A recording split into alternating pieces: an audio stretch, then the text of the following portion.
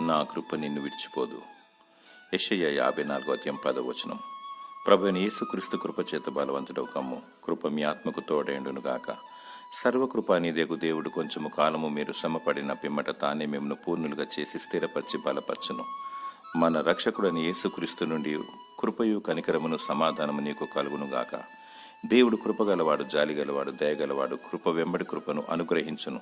తన ఉచితమైన మహాకృపను బట్టి నీకు రక్షణ, నిరీక్షణ మరియు నీ శరీరమునకు స్వస్థత దయచేవాడు. మానవులకు దేవుడు సమస్త అవసరతలను ఉచితముగిచ్చువాడు. సర్వము ఆయన ద్వారానే కలిగి ఉన్నవి.